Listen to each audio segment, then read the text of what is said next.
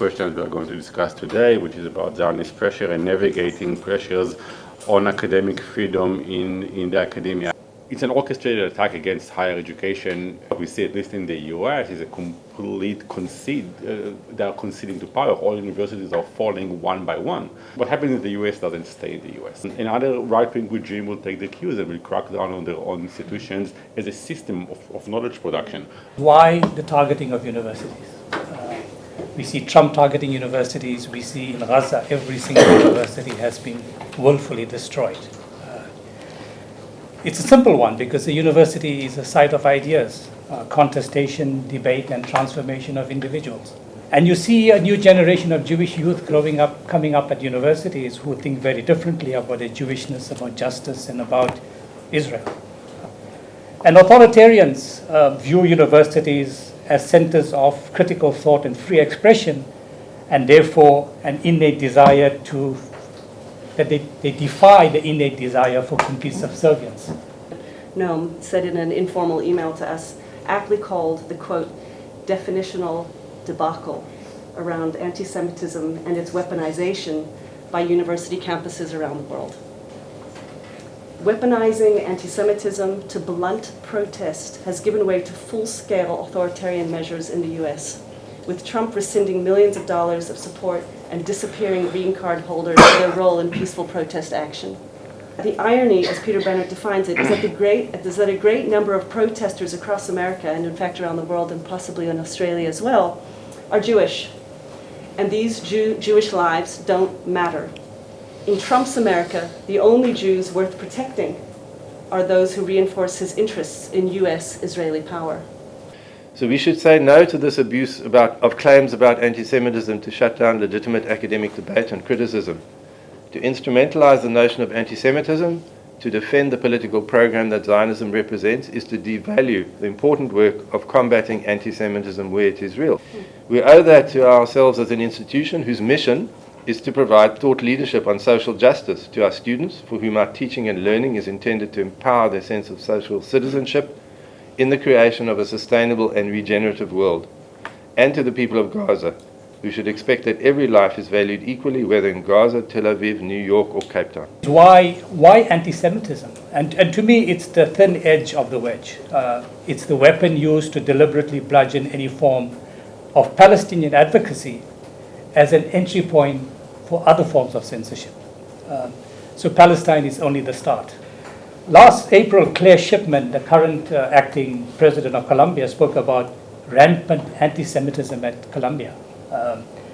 And 3 Jewish academics wrote last week in a journal and they said if that claim were true, it would constitute a crisis. And they described it as a big lie. And they continued, they said, we as Jewish academics who have devoted our lives to teaching and research on college campuses, if there was a pervasive culture of anti-Semitism on campuses, we would know about it and we would fight against it. To me, if you look at the hierarchy of bigotry, what's the biggest form of bigotry in the world today? To me, it's anti-black racism. I think that's probably, if you look at a pyramid, that's probably high up. Second would be sexism, genderism, and homophobia, discrimination against the disabled, and Islamophobia, which is becoming an increasingly acceptable form of bigotry spoken aloud. Yet you hear very little about these, and you have an overarching focus on one form of bigotry. And it's for political reasons rather than for the virtue which it kind of possesses. And herein lies the importance of intersectional justice, where there's anti-Semitism, homophobia, genderism. And universities, I don't know what definition the UCT has on different forms of bigotry. UCT has a definition of anti-Semitism. Do we have a definition on anti-homophobia or transgender or whatever it is? We don't, but we have a Senate and a Council resolution on anti-Semitism. All universities in Australia had anti-racism policies that predate October 23. They were general anti-racism policies, and if and only if there was one group of the population that was explicitly mentioned in any of those policies, it was Indigenous Australians. And in the last 10 years or so, we saw an ongoing pressure by the Zionist establishment on universities to try and adopt a specific anti-Semitism definition, either in terms of amending their existing anti-racism policies or by adopting a separate and a specific anti-Semitism policies on universities. What some universities did was to amend their anti-racism policies and either include an explicit reference to the IHRA as a specific form of racism, or to add it as an appendix to their anti-racism policy, saying when it comes to Jewish people, we have this definition that we can work with, but it was never integrated as a binding definition that universities should work for or that students and staff should comply with. Fast forward to October 23, and to a wave of crackdown on Palestine-related speech on campuses and in Australian society by and large. Each and every academic event that we try to put at my university and colleagues at other universities had similar attempts was immediately characterized as being an anti-Semitic. On the political level, we saw pressure on universities to change their disciplinary processes. Politicians and Zionist groups weren't happy with the fact that their complaints went nowhere, that their complaints didn't result in sanctioning anyone. By and large, and I'm generalizing here, some colleagues and some students were subject to disciplinary penalties. But by and large, when universities, most of the time, and I'm probably giving too much credit to some universities here, stood line and made sure that events can take place at least until 2024, politicians weren't happy with that. And then we saw a political crackdown unfolding on us in 2024. In two ways. The government appointed a special envoy to combat anti-Semitism against the imaginary rise in anti-Semitism events on university campuses. The lower house in parliament established an inquiry into anti-Semitism in universities. All VCs were paraded into Canberra, asking to justify their behaviors and the ways in which they protect the psychosocial safety of Jewish staff and students, very similar to the kind of hearings we saw at the US Congress. ACAD, this is a respected body, enjoys lots of governmental funding. They made a submission urging politicians to adopt legislation that imposes the IHRA definition on the entire higher education sector. This judicial inquiry resulted in a range of a number of recommendations, including a suggestion that the judicial inquiry into anti-Semitism in universities should be established. The judicial inquiry has the power to subpoena documents, to subpoena people to give testimonies in front of them, including behind closed doors. One of the recommendations suggested that universities are going to be scrutinized by Parliament, and if in 12 months' time Parliament is unhappy with measures taken by university, then it will adopt all of those measures that are now in the form of recommendations, like adopting the IHRA, like changing disciplinary processes. All of these measures will be imposed in legislation. And in January, one morning we woke up with an email letting us know that University of Australia, that brings together all 39 universities in Australia, have adopted a new definition of anti-Semitism. Essentially what the definition is trying to do is to take the IHRA and bring it a local flavor to it. It takes the IHRA conflation between Zionism and Judaism and suggests that criticism of Israel in and of itself is not necessarily a form of anti-Semitism, but, and then the but is coming. It suggests that people who are intentionally conflating between Jewish people and Zionist people are doing it in order to mask their racism.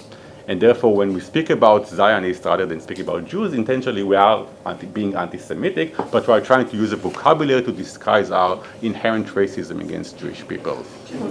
It also suggests that Zionism implicitly is a protected identity, and that corresponds with anti-racism legislation that we have, that provides protection for a number of named identities under the legislation. And the definition tries to alleviate Zionism to be one of those identities, and therefore speaking against Zionism in a discriminatory way can put you in a position where you can be sanctioned in accordance with the anti-racism legislation that we have.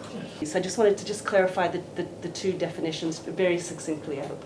So the IHRA definition, IHRA stands for the International Holocaust Remembrance Alliance. It was adopted in 2016 with the purpose of defining anti-Semitism broadly, especially for the use by researchers, but increasingly, as Leslie mentioned, leveraged by governments, law enforcement, and institutions, including academic institutions of higher education. The basic premise of the IHRA is defensible. It is. It's defensible, being that anti-Semitism can be described as, quote, a certain perception of Jews, which may be expressed as hatred towards Jews, unquote. But the key feature includes 11 illustrative examples, several of which focus on criticism of Israel, for example, claiming that the existence of a state of Israel is a racist endeavor. Okay, that's one of the clauses. By contrast, the Jerusalem Declaration on Anti-Semitism, called the JDA, was created by a group of over 200 scholars of anti-Semitism and Jewish studies. It was published in 2021 with the aim of clarifying anti-Semitism in a way that protects free expression, especially about Israel and Palestine, while firmly opposing anti-Semitism. The JDA proposes that, quote, anti-Semitism is discrimination, prejudice, hostility, or violence against Jews as Jews or Jewish institutions as Jewish. The JDA also offers guidelines distinguishing, importantly, between anti-Semitism and legitimate criticism of Israel, and explicitly says criticism of Zionism or Israel's policies is not anti-Semitic unless it uses classic anti-Semitic tropes. So the controversy around the JDA is that some say it's too lenient or risks downplaying how anti-Semitism can manifest in anti-Israel activism. We are witnessing, again, the chilling effects of this debate, not only for academics on the front lines of dissent, but in the ways that powerful states are harnessing the IHRA to legitimate the daily maiming and killing in Gaza and the occupied territories.